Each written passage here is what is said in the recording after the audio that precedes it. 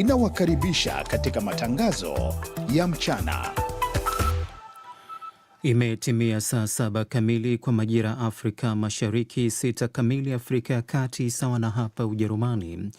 Hujambo na karibu kwenye dunia yetu leo mchana kutoka idhaa ya Kiswahili ya DW. Kwa niaba ya mwenzangu, mimi ni Babu Abdallah.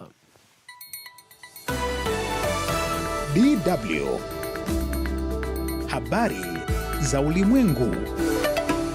Jina langu ni Angela Mdungu na kwanza ni muktasari.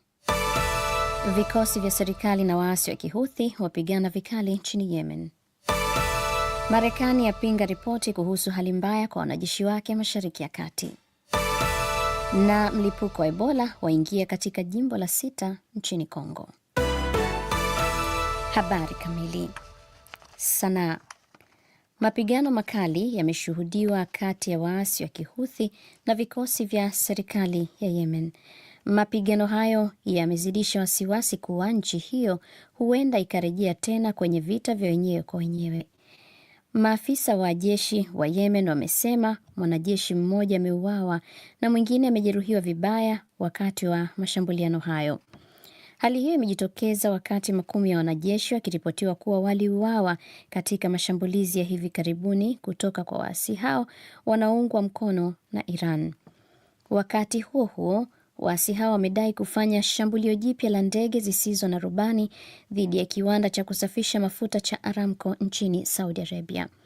Umoja wa Mataifa umeonya kuwa Yemen iko katika hatari kubwa ya kurejea kwenye mzozo mkubwa wakati ambapo watu milioni 6 wanakabiliwa na uhaba mkubwa wa chakula. Washington. Jeshi la Marekani limekanusha taarifa za kuwepo kwa hali mbaya ndani ya meli yake ya kivita ya USS Abraham Lincoln iliyoko Mashariki ya Kati.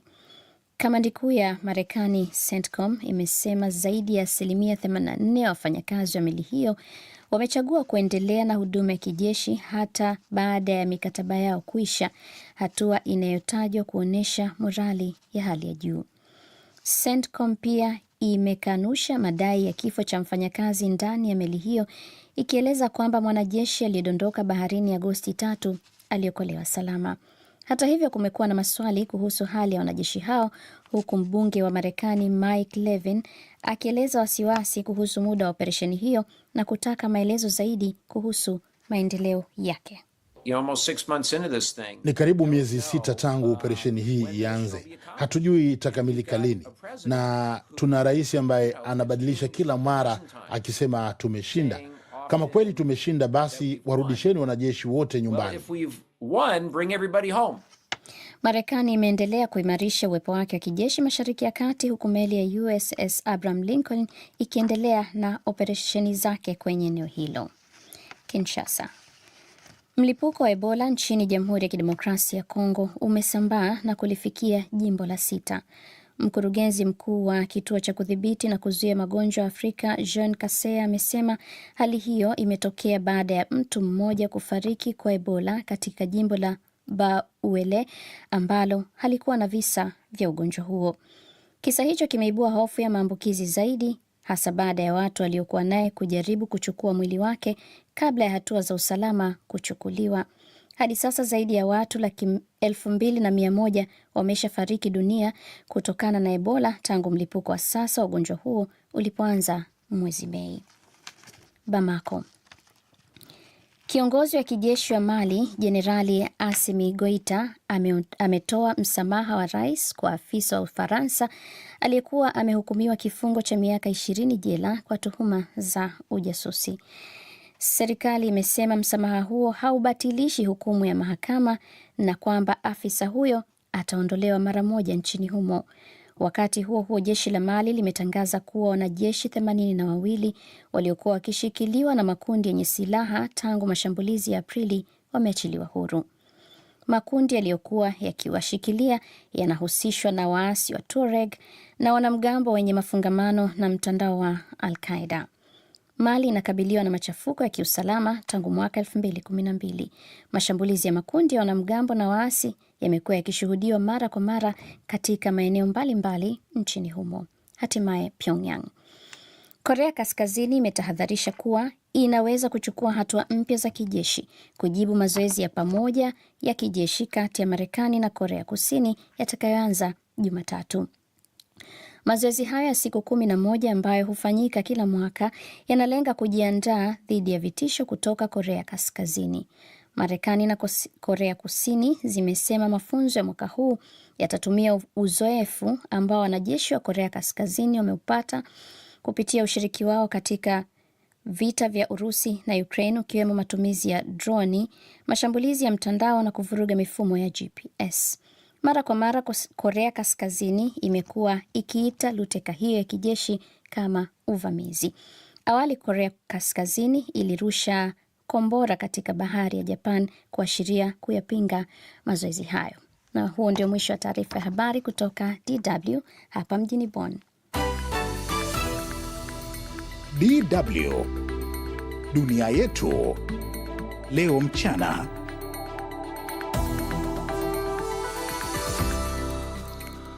Aliyekusomea taarifa ya habari ni Angela Mdungu. Karibu sasa katika safu ya uchambuzi ambapo tumekuandalia taarifa kem kutoka kila pembe ya dunia.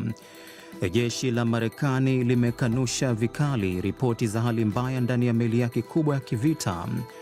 Utasikia pia kauli kuhusu Baraza la Maaskofu Katoliki Tanzania kutaka ukweli kwanza kuhusu kilichotokea wakati wa uchaguzi wa Oktoba 29. Wameongea juu ya watu kupatana, lakini katika kupatana kukiri ukweli juu ya yaliyotokea tarehe 29 Oktoba 2025. Tutaimulika pia ziara ya rais wa Urusi Vladimir Putin katika visiwa vya Kuril ambayo imezua mvutano mkubwa. Tunakualika mtazamaji na hata msikilizaji ututumia maoni yako kupitia ukurasa wetu wa Facebook na Instagram pamoja na chaneli yetu ya YouTube. Kila ujumbe unaotuma ni fursa kwa sauti yako kusikika hewani. Tafuta DW Kiswahili.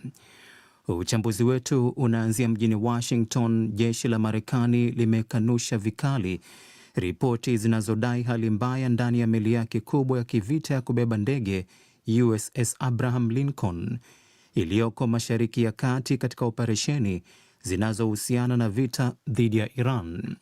Lakini hata hivyo, baadhi ya wabunge wa chama cha Democratic wanaitaka Wizara ya Ulinzi kutoa maelezo kuhusu upungufu wa vifaa, changamoto za usafi na matatizo ya afya ya akili yanayowakabili waliomo kwenye meli hiyo. Taarifa zaidi na Lili na Mtono. Jeshi la Marekani limesema ripoti zinazoeleza hali mbaya ndani ya meli ya kivita ya USS Abraham Lincoln hazitoi picha sahihi ya maisha ya waliomo ndani ya chombo hicho kilichopo baharini kwa muda mrefu. Kamandi kuu ya Marekani CENTCOM imesema wahudumu wa meli hiyo bado wana ari na uthabiti baada ya kukaa baharini kwa zaidi ya siku 260.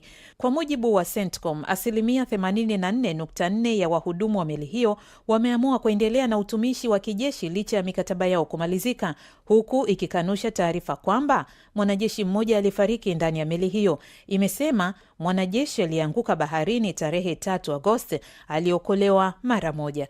Lakini licha ya ufafanuzi huo, ripoti kadhaa za vyombo vya habari nchini Marekani zimesema wahudumu wa meli hiyo wanakabiliwa na changamoto mbalimbali kama vile upungufu wa vifaa vya usafi, matatizo ya vyoo, ukosefu wa maji na wasiwasi kuhusu usalama kwenye sehemu za wazi za meli hiyo.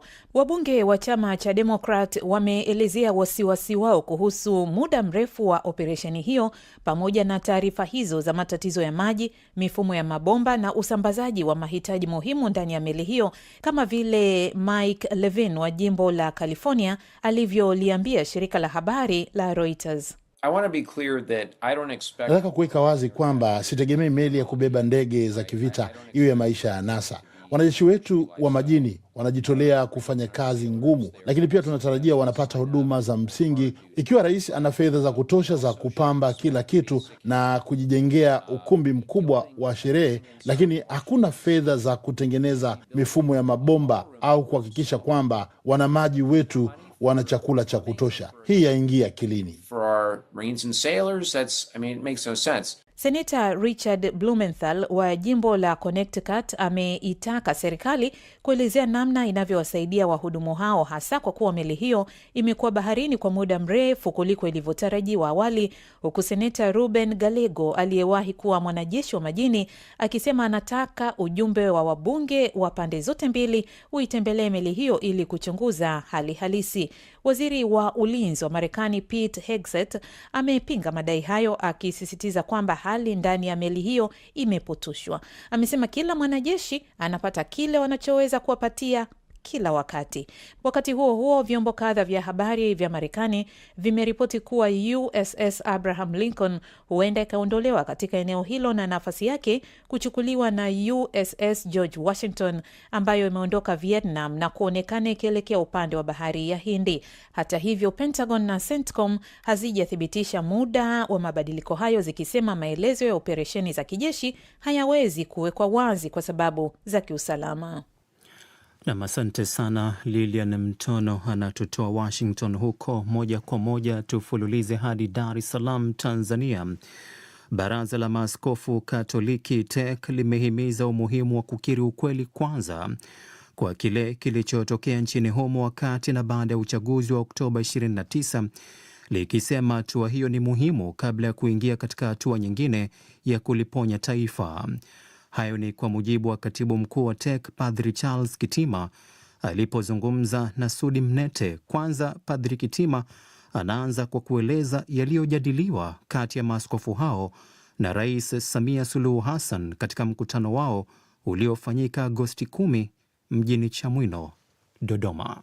Wameongea juu ya watu kupatana, lakini katika kupatana kukiri ukweli juu ya yaliyotokea tarehe 29 Oktoba 2025, lakini vile vile kuponya nchi kutokana na yaliyotokea. Upatanishi huu unaozungumza askofu ni wa namna gani? Mauaji yalifanywa na nani? Kama serikali sasa hivi inavyotaka kuweka vitu katika tume zilizokuja, wameonyesha watu wameuawa 518. Waliuawa na nani? Alikuwa na uhalali wa kuwaua au nini? Sasa hayo ndio tuongee. Alafu baada ya pale, taratibu zingine serikali endelee na taratibu za kuweka maisha ya kijamii na kisiasa yaende vizuri. Na kwa maana hiyo, ili swala limeumiza watu na limechafua sura ya nchi yetu, na hili sio jambo jipya. Litokea Kenya, mliona litokea nchi mbalimbali, ndio watu wanavyofanya. Kuna kitu kipya. Ipo ishara ya yale ambayo mmewasilisha kwa Mheshimiwa Rais yatasikilizwa? Na imani rais atafanyia kazi kwa taratibu. Kuna kasoro gani kwa jitihada hizi zinazofanywa na rais kwa sasa? Zimeundwa tume,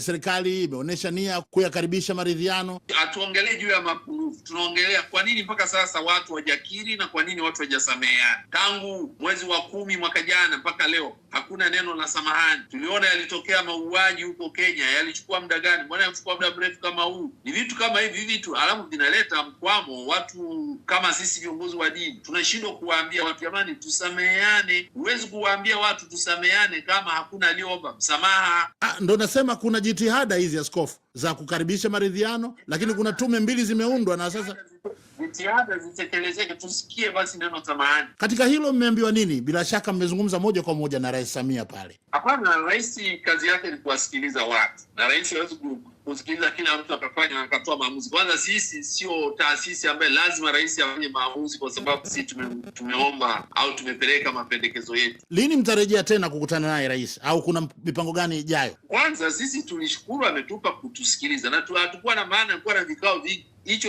ndio tulichofanya kilitosha. Endapo hayo mliowapeleka yatakuwa pengine labda hayatazingatiwa, sasa hatuwezi kuongelea hilo kwa sababu kwa nini tuweke mazingira kwamba hayatasikilizwa? Sisi tumempa mawazo.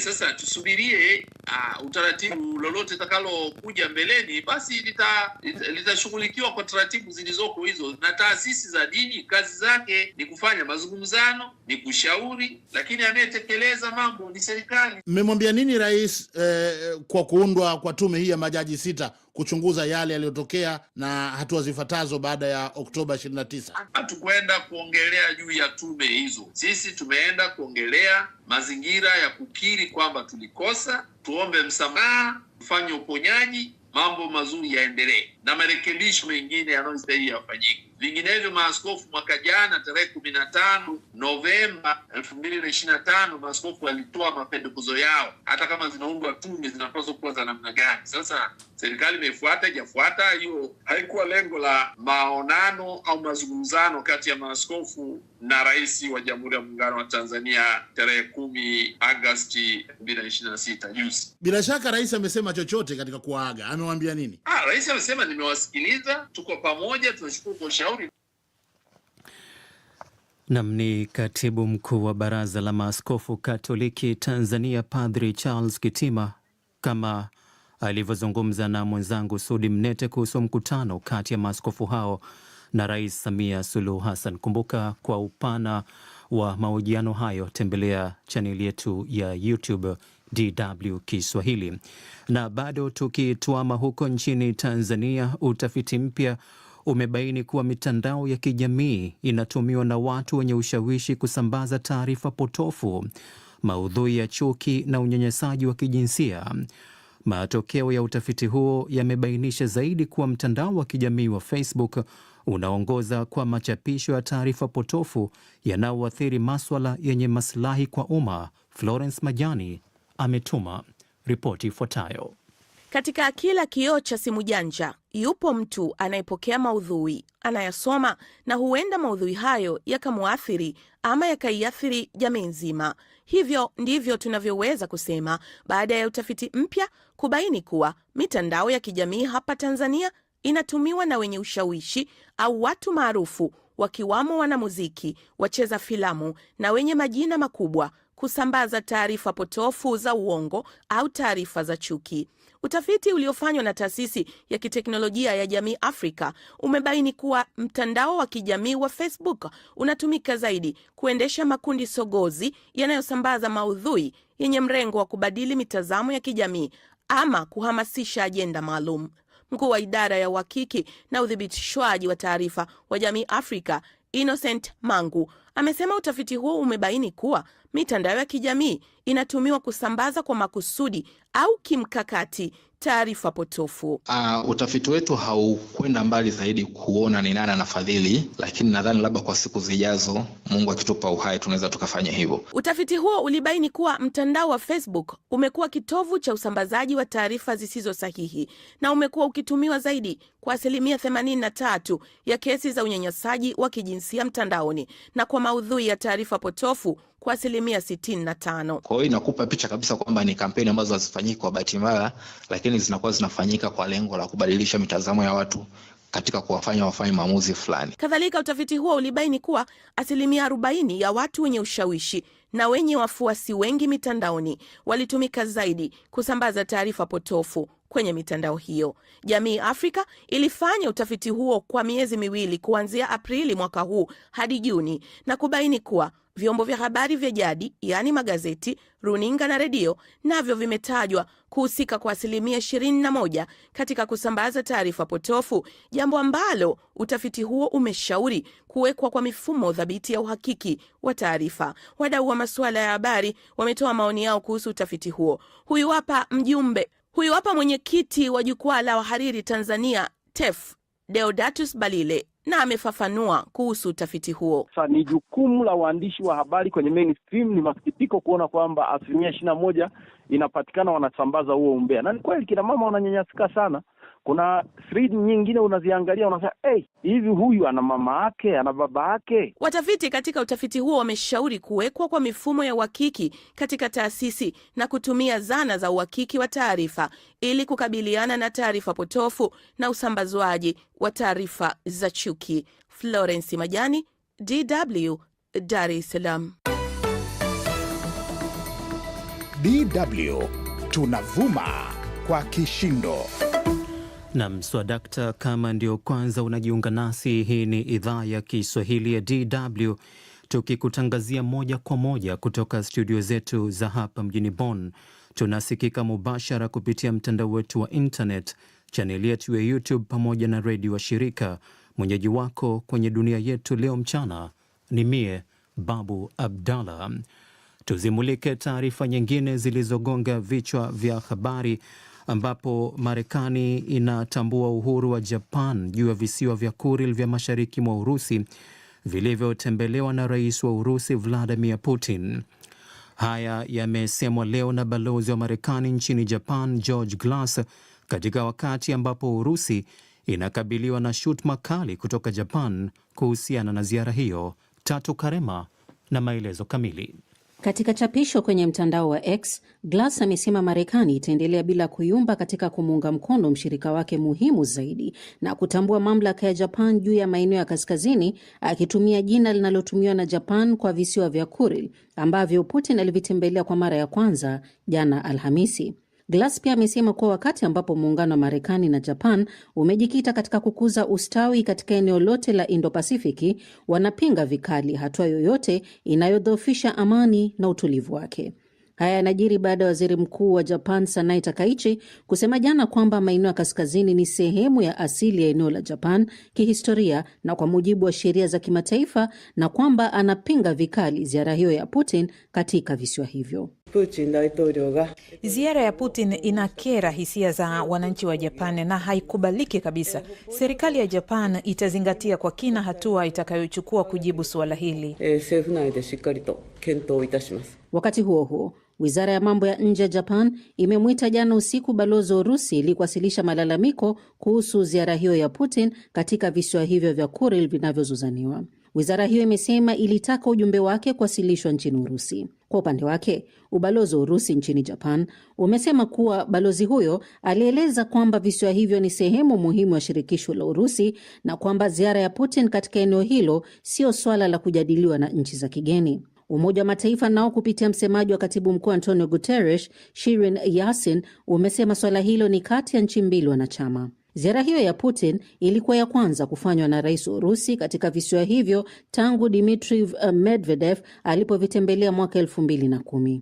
Mahusiano kati ya Urusi na Japan yamekuwa yakikumbwa kwa muda mrefu na mzozo kuhusu visiwa hivyo vilivyotekwa na uliokuwa Umoja wa Kisovieti mnamo mwaka 1945, mwishoni mwa vita vya pili vya dunia. Pia uliharibika zaidi baada ya Putin kuamuru uvamizi kamili wa Ukraine mnamo mwaka 2022. Japan ilijiunga na mataifa mengine katika kulaani uvamizi huo na kuweka vikwazo dhidi ya Urusi.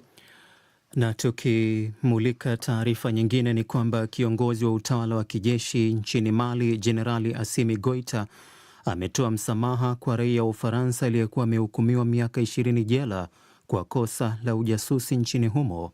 Lubega Emmanuel na ripoti kamili. Katika ishara nadra ya kuonyesha kuelekea maridhiano kati ya Mali na Ufaransa, raia huyo wa Ufaransa kwa jina Jean Christian Bernard Gazilier amepewa msamaha. Maamuzi hayo ya utawala wa kijeshi wa Mali yanakuja katika mazingira ambapo jeshi la nchi hiyo limezidi kudhoofishwa tangu kufanya harakati za kijeshi mwezi Aprili mwaka huu. Raia huyo wa Ufaransa alikamatwa mwaka jana 2025 kwa madai ya kuendesha ujasusi uliolenga kuathiri usalama wa taifa la Mali. Katika taarifa kwenye ukurasa wa Facebook, utawala wa Mali umetaja msamaha huo kutohusiana na ushahidi uliotolewa wakati wa kuendesha kesi hiyo, na bwana huyo ataondoka mara moja kutoka nchi hiyo. Brigedia Jenerali Issa Ousmane Coulibaly, ambaye ni msemaji wa utawala huo, amefafanua hivi kuhusu msamaha huo. Son Excellence le General d'Armée Assimi Goïta. Mheshimiwa mkuu wa jeshi Assimi Goïta, rais wa serikali ya mpito, ametoa msamaha kwa bwana Jean Christian Bernard Vezilier, raia wa Ufaransa ambaye alikuwa amehukumiwa na mahakama ya Mali miaka 20 gerezani kwa kuhujumu usalama wa nje wa taifa. Exterieur de l'État.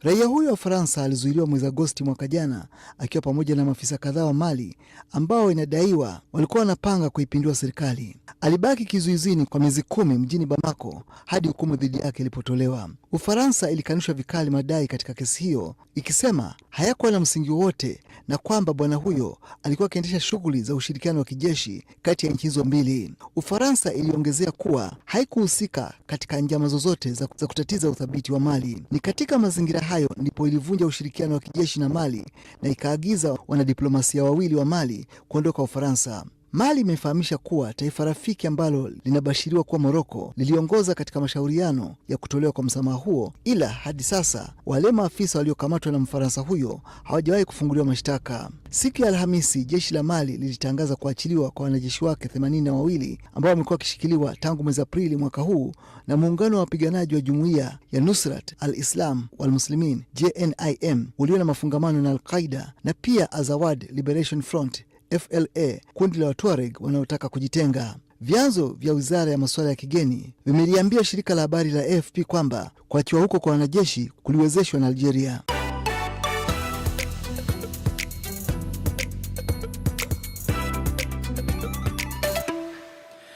Upande wa pili wa studio tayari namwona Saumu Njama amejaa kabisa.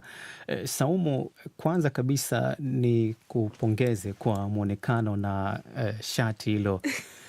Nimelipenda sana, umependeza sana kwa kweli. Asante baba Abdallah, asante sana. Mitandaoni kunani? Mitandaoni bado kuna jadiliwa michuano ya WAFCON. Jana kulikuwa na mechi za mchujo kati ya Super Falcons, nazungumzia Nigeria, wakipiga na Banyana. Hawa ni Afrika Kusini, ili kuweza kujitafutia tiketi ya kuweza kucheza kombe la dunia mwaka 2027.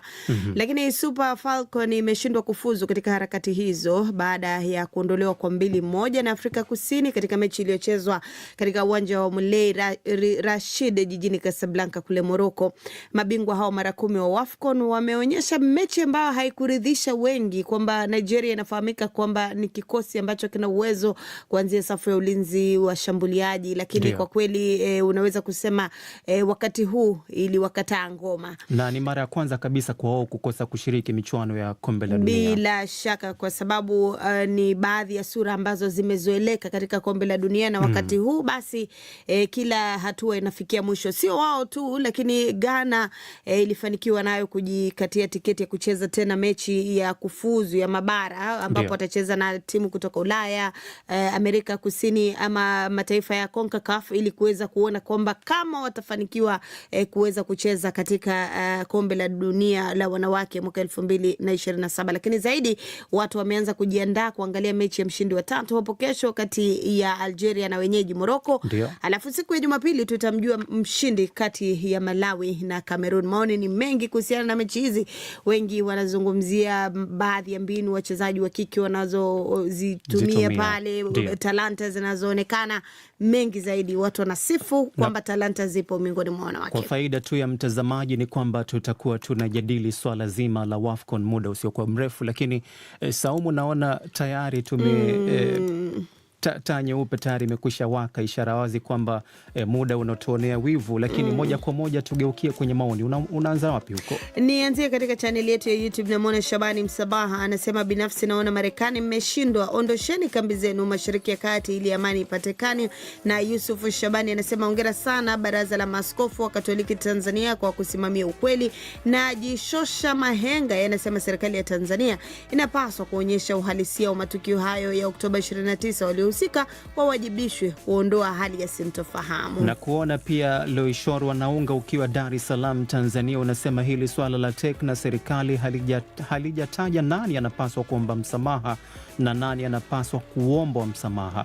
Baraka Magere ukiwa Geita Tanzania, binafsi naona ili kuliponya taifa ni kumwachia huru Tundu Lissu arejee uraiani, ndio tuanze mazungumzo ya kweli. Pascal Gervas anasema, tunawashukuru maaskofu kukutana na kuzungumza na Rais Samia kwa maslahi mapana ya nchi yetu. Baraka Rabani akiwa Kigoma ametuandikia akisema, pole sana ndugu zetu wa Kongo kwa kuwapoteza wapendwa wenu kwa ugonjwa wa Ebola. Noel James akiwa maeneo ya Arusha anasema, Marekani ndio chanzo cha kupotea kwa amani duniani. Isaya Mpoki akiwa Mbeya Tanzania anasema, poleni sana Kongo kwa janga la Ebola. Kutoka Mwanza na kuona Yohana Doviko unasema, Wizara ya Afya nchini Kongo inapaswa kuwa makini kudhibiti maambukizi ya Ebola kutokuenea katika maeneo mengine nchini humo. Wakati Ali Mrangi huyu yuko Mabibo, Dar es Salaam, anasema Marekani kukanusha hali mbaya wafanyikazi ndani ya meli yake ya kivita inaweza kuleta hali ya sintofahamu. Kwenye Facebook, Amos Bonzali ukiwa Geita Tanzania, kwa kauli yako ipo haja ya kukaa chini kumaliza tofauti zetu ili tuijenge Tanzania yetu. Na kwa nukta hiyo tutakomea hapo kwa sasa, lakini na kuahidi msikilizaji na hata pia mtazamaji kwamba iko ngwe ya pili ya kusoma maoni. Tupate mapumziko mafupi, muda usiokuwa mrefu tutarudi na mjadala. Hii ni DW Bonn.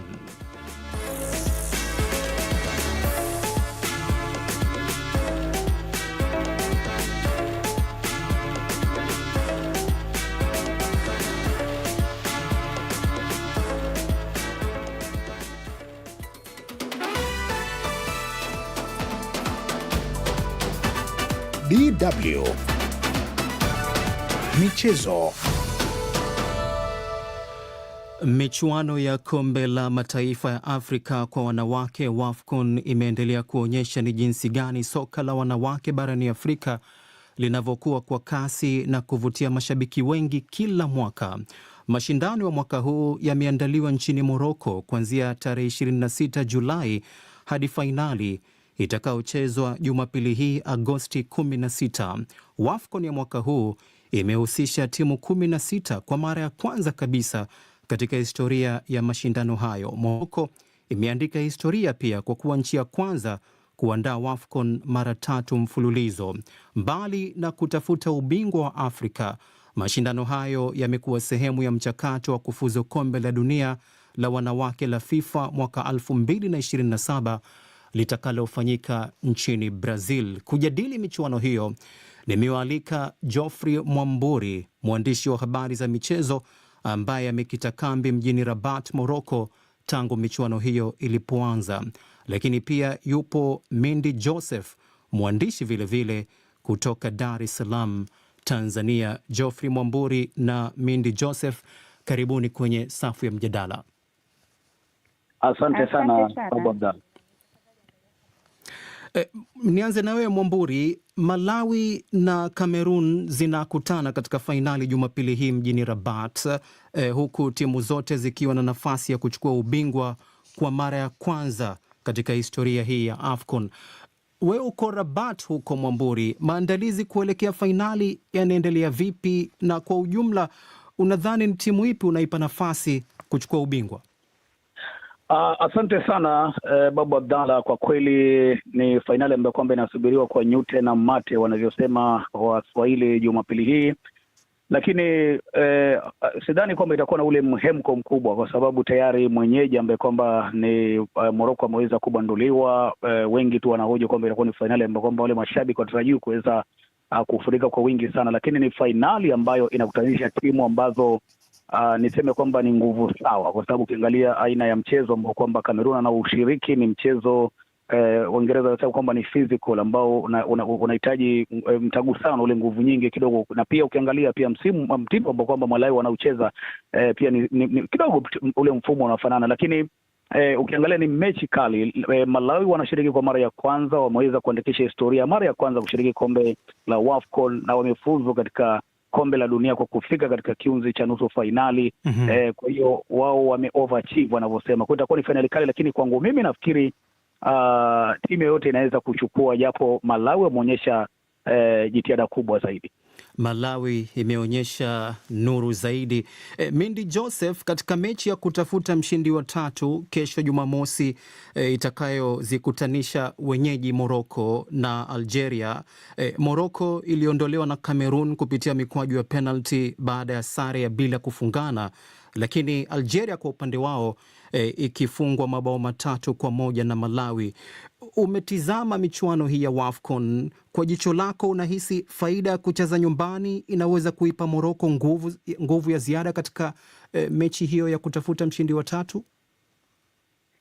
Asante sana Babu Abdalla. Tukizungumzia kuhusiana na mchezo wa kutafuta mshindi wa 3, kwanza Morocco wataingia kwenye mchezo huu wakiwa na jambo kubwa la kuthibitisha. Walikuwa na matarajio makubwa ya kufika fainali ama kutoa ubingwa mbele ya mashabiki wao, lakini Kameruni waliwazuia kwa penalty. Hata hivyo, Morocco wameonyesha kiwango kizuri katika michuano hii. Katika hatua ya makundi waliweza pia kuifunga Algeria 1-0. Kwa hiyo Morocco anaingia kwenye mchezo huu akiwa na faida ya kisaikolojia kwa sababu tayari wamewafunga Algeria katika mashindano haya. Changamoto yao kubwa ni morali.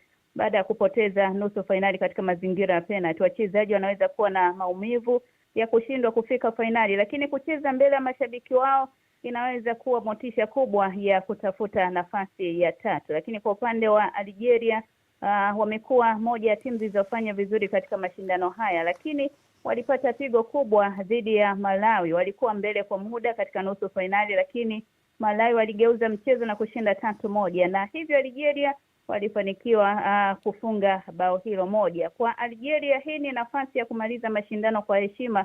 Ushindi dhidi ya wenyeji Morocco unaweza kubadilisha kabisa mtazamo wa mashindano yao kutoka timu iliyopoteza nusu fainali hadi timu iliyomaliza WAFCON ikiwa na medali ya shaba. Natarajia mchezo ambao utakuwa na tahadhari. Hata kipindi cha kwanza Morocco anaweza kutawala zaidi mpira, wakati Algeria wakisubiri nafasi za mashambulizi ya haraka. Mashambulizi ya kushtukiza. Mwamburi, tuimulike timu ya taifa ya Kenya, Harambee Starlets, ambayo ilipangwa katika kundi A pamoja na wenyeji Morocco, Algeria na Senegal. Wachambuzi wengi wa michezo wanasema kwamba hili lilikuwa ni kundi ambalo tangu mwanzo lilionekana kuwa ni kundi gumu. Lakini baada ya kufuatilia kampeni yao, Mwamburu, umekuwa mwanamichezo wa Kenya kwa muda mrefu, Harambee Starlets walimaliza mashindano kinyonge. Kwa mtazamo wako, walikosea wapi kina dada wa Kenya?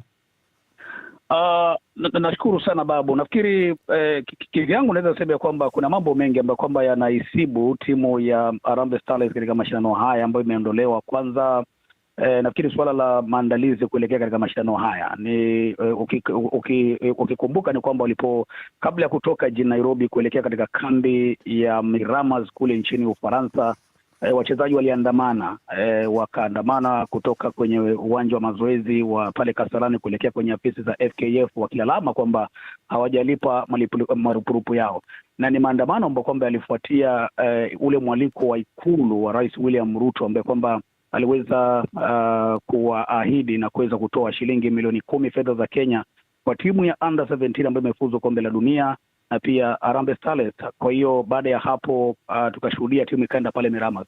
Ilipofika Miramas haikufanya ama haikushiriki mechi za kiushindani na timu yoyote, labda kujipima uwezo kucheza labda na timu ambazo ziko katika rank ya juu zaidi. Walicheza tu mazoezi kwa wao wenyewe. Kwa ukiangalia hapo, nafikiri ni kitu kimoja ambacho kwamba kimeweza kuwasibu, na ukiangalia quality ya mashindano haya inahitaji timu imeweza kujiandaa zaidi kisaikolojia. Swala la pili nafikiri ni swala la kuunda kikosi. Kikosi ambacho kilitajwa na kocha Belding Odemba kikushirikisha wachezaji ambao kwamba wana tajriba. Zungumzia kina Esi Akida ambaye amecheza mataifa ya Europa, amecheza katika vilabu vya Europa, ameachwa nje katika mashindano haya. Nazungumzia kina Shikobe ambaye amecheza katika WAFCON ya mwaka 2016, ameachwa katika mashindano haya.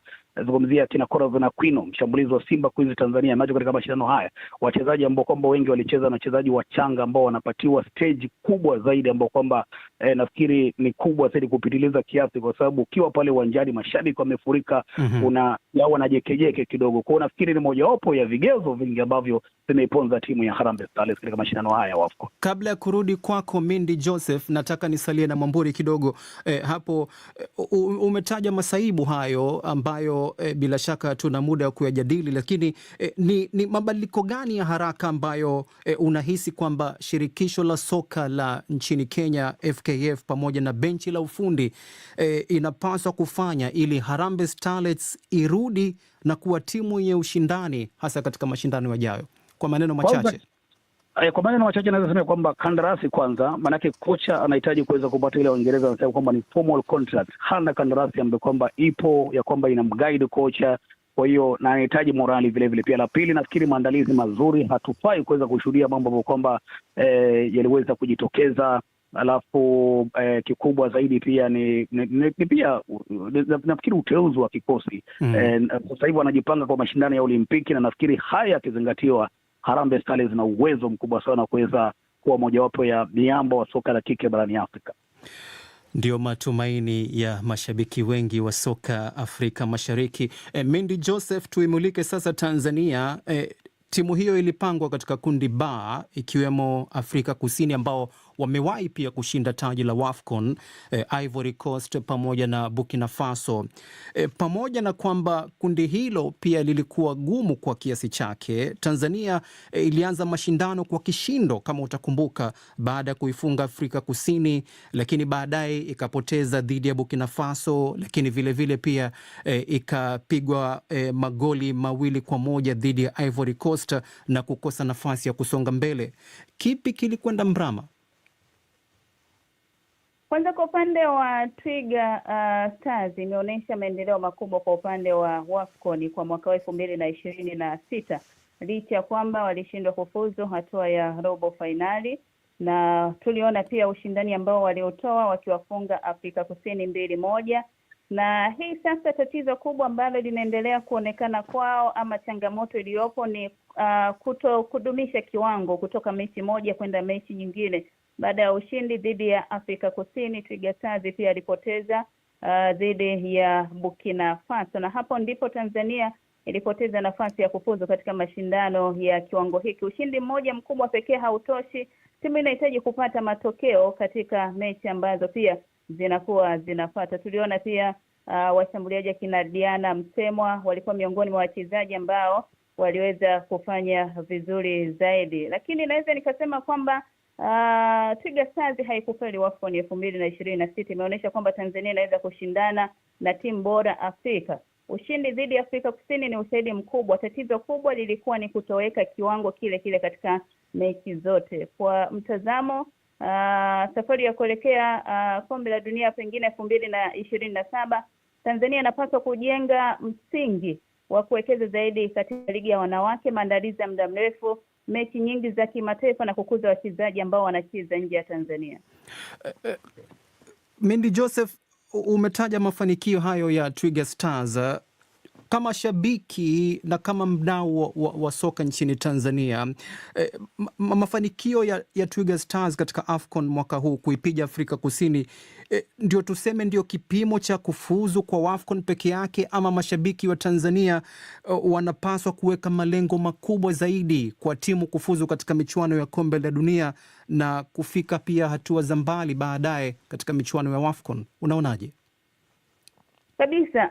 Kitu ambacho kinahitajika zaidi ni kuendelea kuwekeza zaidi kwa upande wa timu ya taifa ya wanawake Twiga Stars. Ujue msingi bora unapotengenezwa, ni lazima pia timu itafanya vizuri hata katika mashindano makubwa ya kimataifa. Kwa mfano, kwa Tanzania pengine kubwa zaidi ni kuanzia kwenye ligi ya wanawake, maboresho makubwa yafanyike, lakini pia wawe na utamaduni wa kucheza michezo mingi ya kimataifa. Naamini hata wanapokwenda kucheza kimataifa sasa wanaweza wakafanya vizuri zaidi. Naam, Geoffrey Mwamburi, WAFCON imekuwa na matokeo kadhaa ya kushangaza mwaka huu, lakini unadhani ni timu ipi ambayo imekushangaza binafsi katika mashindano ya mwaka huu na kwa nini? Tunafahamu kwamba Malawi imefika fainali katika ushiriki wake wa kwanza kabisa baada ya kuzipiga kumbo timu zenye majina makubwa katika soka la Afrika ikiwemo Nigeria na Ghana. Ama unahisi labda kuna timu nyingine ambayo kwa jicho lako ili kuonyesha kiwango ambacho kila ukitizama wakicheza unasema wow? Nashukuru. Nafikiri wenyeji ambao ni Morocco, licha kwamba waliondolewa katika kiunzi cha nusu fainali, walionyesha jitihada kubwa sana. Quality ya mchezo ambao wanaocheza ni mzuri. Wanafunzwa na kocha ambaye ni mshindi wa kombe la dunia, alishinda kombe la dunia akiwa na timu ya taifa ya Uhispania kwa wanawake.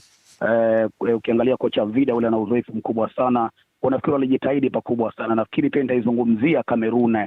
Kipa wao sasa hivi ana trend katika mitandao ya kijamii kwa sababu yeye ndiye ambaye kwamba aliwanyima fursa wale wenyeji ambao ni Morocco kuweza kufuzu kwenye fainali. Alipangua mikwaju kadhaa ya penalti. Ukiangalia msichana mdogo na anachezea kwenye ligi ya kule Ureno, ndio. Kwa hiyo nafikiri ilionyesha jitihada kubwa. Na ukiangalia Kamerun walivyofuzu, walitegemea sana kupanuliwa kwa ile taji, maanake timu ziliongezwa, ndio maana kidogo Kamerun akapata upenyo katika ile taji. Lakini licha ya kutumia njia ile, walionyesha kwamba bado wao wapo na wakapambana kufa kupona kufika katika kiunzi cha fainali. Si jambo ambalo kwamba kwa kweli ni mchezo Kwa hiyo nafikiri nitawahongera sana kwa zile jitihada ambazo kwamba wameonyesha. Kongole kwa Cameroon. Ulipotaja goalkeeper Mwamburi, umenikumbusha Vozinha, kipa huyu wa timu ya taifa ya Cape Verde ambaye amehamia klabu ya Colo Colo kule nchini Chile. Lakini tuachane na hayo, Mindi, tugeukie wachezaji ambao walitamba zaidi, ikiwemo wachezaji kama vile Temwa Chawinga wa timu ya taifa ya Malawi, lakini pia yupo mwanadada Barbara Banda wa Zambia, alipiga soka la kiwango cha juu sana na kufikia hatua za mwisho za mashindano. Wachezaji hao wawili walionekana kuwa ni miongoni mwa wafungaji bora wa WAFCON mwaka huu.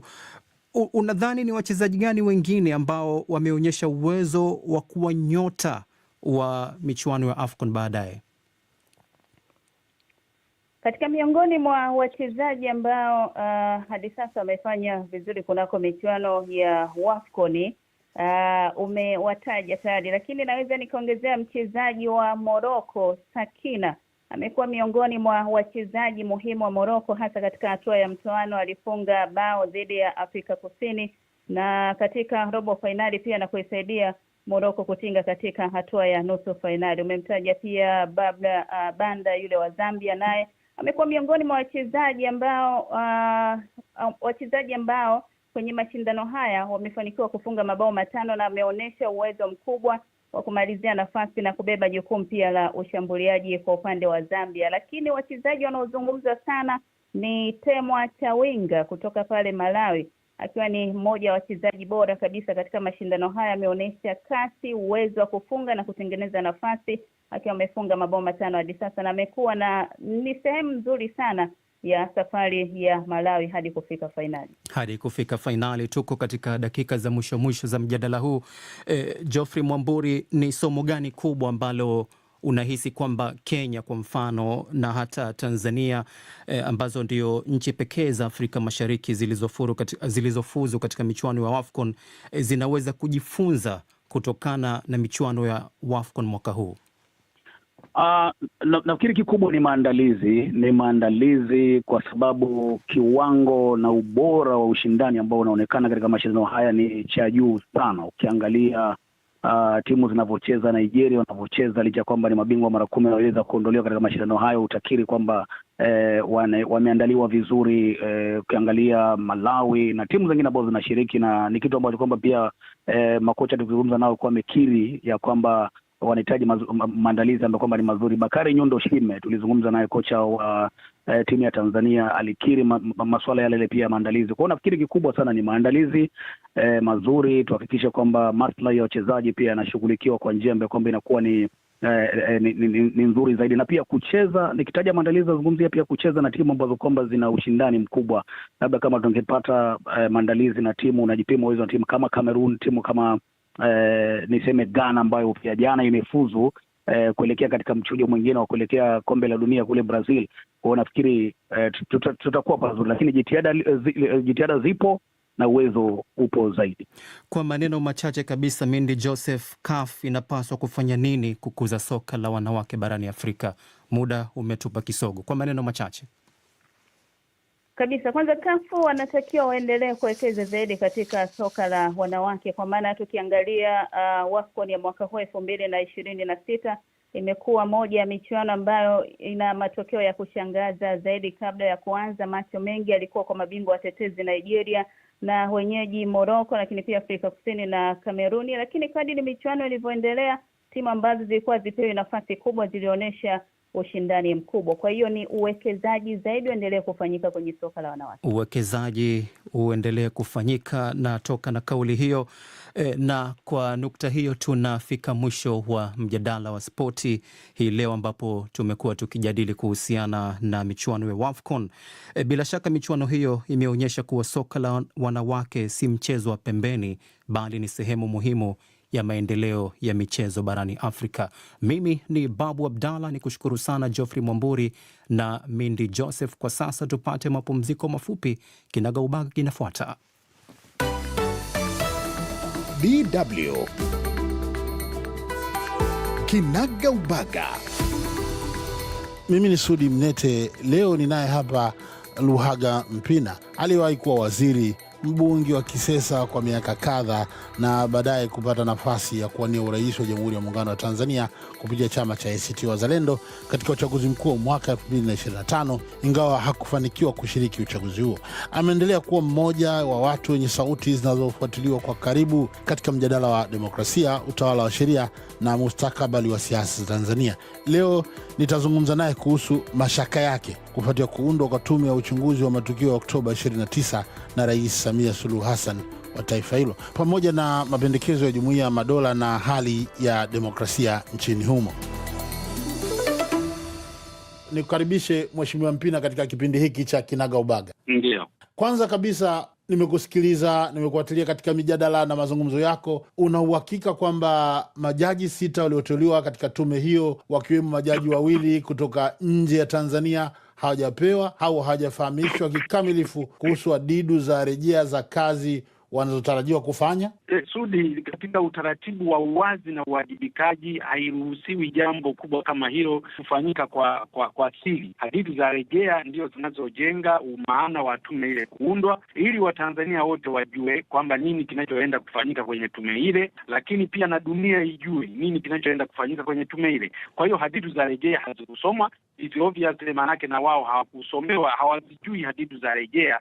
Tume imezinduliwa bila wao kuzijua hadidu za rejea. Inawezekana wamepewa taarifa kwa njia ya maandishi. Pia umeonyesha mashaka kwamba baadhi ya majaji wanaweza kuwa wameelekezwa katika namna ya kutekeleza majukumu yao. Kwa nini uwe na mashaka hayo? Waliambiwa hapo hapo, kwa sababu mtawala aliwaeleza pale kwamba nendeni mkachunguza sasa, mkaona akina nani waliotoa hela.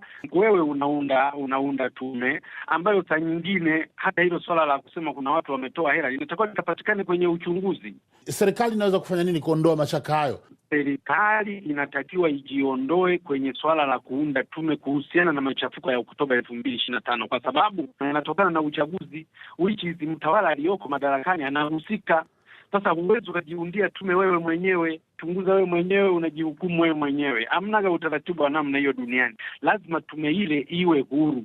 Sasa tume kuwa huru manake nini? Lazima iundwe na chombo kingine na sio serikali. Kuna utayari unaotazama wewe wa kisiasa kuruhusu uchunguzi ambao hautaingiliwa na mamlaka yote, ambao matokeo yake yatakubalika na pande zote kama mnavyodai? Sasa sisi tumeshauri sana, kwa sababu toka alivyounda ile tume nyingine ya uchunguzi ya Jaji Chande, tulishauri sana kwamba hiyo tume hapana, iundwe tume huru, itisha makundi yote ya watu wote, itisha viongozi wa dini, itisha viongozi wa kisiasa, itisha wazee mashuhuri. Akakataa hilo, akaunda tume hiyo ya Jaji Chande ambayo mwisho akaisha ukimbia na ripoti.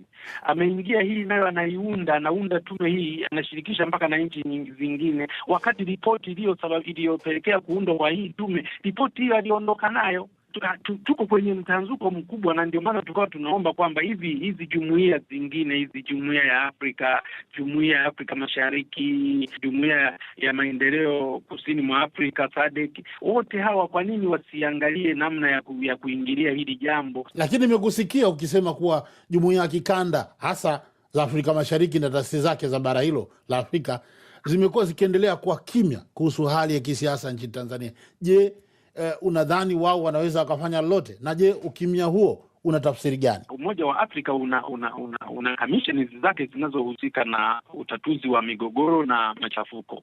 Upo na wanaruhusiwa kabisa kuingilia nchi yoyote wanayoona kwamba kuna ukiukwaji wa haki za binadamu. Mahala popote wanapoona kwamba kuna uminywaji wa demokrasia katika nchi husika, wanaruhusiwa. Kinachosikitisha ni kwamba wameamua kukaa kimya. Wewe unafikiri kwa nini? Pengine labda wako wanadhani kinachotokea Tanzania na kinafanyika sawa, na nyinyi mnafanya vurugu tu. No, kwanza bahati nzuri ni kwamba SADC walituma watazamaji katika uchaguzi wa Oktoba 2025. EU ilituma watazamaji na wote walikubaliana wote kwa pamoja kwamba uchaguzi wa Tanzania haukukidhi viwango vya demokrasia. na kama kwamba hakukizi viwango vya demokrasia, maanake kulikuwa na mabavu, maanake kulikuwa na udikteta. Kwa hiyo ina maana kwamba haya machafuko ya Tanzania wanayafahamu, ni ukubwa wa tatizo wanalifahamu. Sinashindwa kuwa kutabiri hata ni nini kinachowafanya viongozi hao wakae kimya, na hii imekuwa tofauti. Wakati ule machafuko yalipotokea Kenya mwaka 2007 ilifanyika intervention haraka sana na wakainusuru nchi ya Kenya ikaenda vizuri. Sasa Tanzania leo wanataka sisi sijui mpaka tufanyaje, sijui mpaka tuone kwa kiwango gani ndio wataona kwamba Tanzania kuna machafuko, nchi yetu kuna shida. Mpina, umetaja majina ya viongozi wenye heshima kama Thabo Mbeki, Olusegun Obasanjo, Lazarus Chakwera, umemtaja Mzee Warioba, Anna Tibaijuka na Jenerali Ulimwengu. Huu ni mtazamo wako tu, inawezekana wengine wakahisi hata hao wana mashaka nao kwa upande mwingine. Kwa mimi kwa kweli watu hao niliowataja ninawaamini sana, na siwaamini tu kwa sababu aidha kwa mapenzi nilio nayo labda nawapenda automatic, lakini nawaamini kwa kazi nzuri ambazo wanazosimamia, lakini hata wakati wote wana uwezo wa kusema ukweli, hata kama ukweli huo umesemwa na adui yao, wana uwezo wa kusema kwamba huo ni ukweli. Kwa hiyo viongozi ni viongozi wachache sana kwenye bara letu hili la Afrika ambao wana maono ya namna hiyo. Wapo wanaamini kuwa ni vigumu kujenga katiba mpya bila kwanza kuheshimu na kuitekeleza katiba iliyopo. Wengine wanaona kuwa changamoto za sasa ndio ushahidi kwamba katiba mpya inahitajika haraka. Kwa maoni yako, ipi iwe hatua ya kwanza kati ya hizo mbili? Yaani kuanzia leo kesho tuwe na katiba mpya, kwa sababu matobo yaliyopo kwenye katiba mpya ndio yanayopelekea hayo mambo yote. Mara mtu mwingine anakingiwa kifua asishtakiwe, mara mtu huyu mwingine anafanywa hivi na hivi. Hayo matobo yaliyomo kwenye katiba ndio yanayoleta dharau zote hizi, ndio yanayowafanya viongozi wa wadharau wananchi kwa kiwango hiki, kutokana na matobo makubwa tulionayo kwenye hii katiba yetu. Hii katiba yetu tukisuka, hawa watawala wote watawaheshimu wananchi. Umewahi kusema kuwa kufanya upinzani wa kisiasa kunaweza kuwa kugumu zaidi kuliko kupambana na ukoloni. Kwa nini unaamini hivyo? Mfano mkubwa ni mnakaribia kwenda kwenye uchaguzi, miaka miwili muingie kwenye uchaguzi, wanakamatwa watu, wanapotezwa watu 758 na kati yao mpaka sasa hivi watu 245 hawajulikani walipo. Na wengi humu ukiangalia ndani, wengi humo ndani unakutana kwamba ni watu ambao wanaonekana tu kwamba ni mambo ya kisiasa, na inaonekana kwamba pengine hawakubaliani na utawala uliopo. Lakini la pili, tumeshuhudia kuuawa watu 518 na wengine kujeruhiwa zaidi ya watu 2390. Tulitafuta uhuru ili tujikomboe sisi wenyewe, tuendeshe nchi yetu sisi wenyewe. Leo hii ni zaidi ya wakoloni. Hakuna mkoloni aliyetesa watu kiasi hicho. Hakuna mkoloni aliyekuwa akivunja sheria zilizotungwa na kuwekwa. Kimegeuka nini, Mpina, wakati wewe miaka michache iliyopita ulikuwa sehemu ya serikali hii ya Jamhuri ya Muungano wa Tanzania? Mimi nilikuwa sehemu ya serikali hiyo, lakini kimebadilika. Haya mambo yote ninayozungumza haya ya kuwepo. Yaani Sudi, watu kuuawa 518 haiwezi kutokea kwenye historia ya Tanzania. Watu kujeruhiwa watu 2390 kwa siku moja 2-3 haijawahi kutokea kwenye historia ya Tanzania. Watu kupotezwa 758 kwa miaka miwili. Watanzania kukamatwa kila leo na kufunguliwa kesi za ugaidi na uhaini kila kona ya nchi, haijawahi kutoka kwenye historia ya Tanzania. Haya mambo ya kutekwa watu na watu kupotea yalikuwa yakilalamikiwa tangu utawala uliopita, awamu iliyopita, awamu ya 5. Najua kwamba ni kweli yalikuwa yanalalamikiwa katika kipindi hicho na katika kipindi hicho, lakini kama ninavyosema kwamba hatujawahi kuona mambo yakafikia kiasi hicho. Lakini pia hata ujue kwamba mimi hata nilipokuwa CCM kule, kwani CCM kwa nini nimetoka kwa sababu ya kukataa mambo yalivyokuwa yakienda. Sasa utaniuliza kwa nini nimetoka sasa hivi? Nimetoka sasa hivi baada ya kuwa nimeexhaust kwamba sasa hamna tena, safari haiwezi kuendelea. Manake ni mengi, nimeshauri mambo mengi yaliyokubaliwa, yaliyokataliwa. Luhaga Mpina, ni kushukuru kwa kushiriki kipindi hiki cha Kinagaubaga. Asante sana.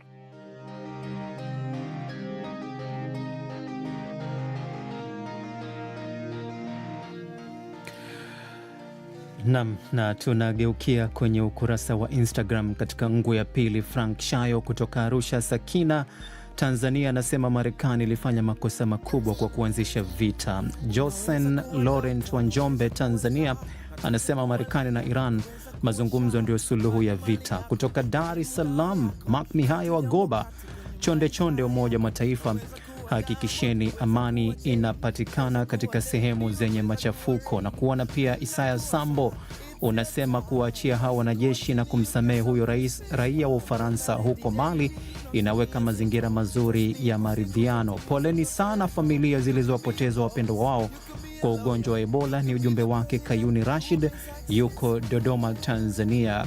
Kutoka Dar es Salaam, Salumu Nyoha anasema anawapa pongezi taifa la Mali kwa msamaha huo, lakini pia Vincent Kaji wa Kagongwa, Tanzania, kuongezeka kwa machafuko duniani kunachochea kuyapoteza makazi yao. Na kwa nukta hiyo tunafika mwisho wa dunia yetu leo mchana. Asante kwa kutenga muda wako na kuwa nasi. Mimi ni Babu Abdalla kwa niaba ya timu nzima, kwa heri.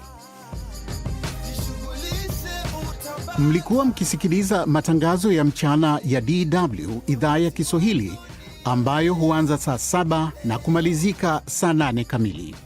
Tulikuwa hewani kupitia satellite Badri 8, Eutelsat 8WB, Hotbird 13G na SES 5. Hadi tutakapokutana tena hewani kwa matangazo mengine ya Kiswahili, tunakuwageni kwa herini. Vikwazo lazima na usirudi nyuma. You be a hero, you can be the best, you can be a leader.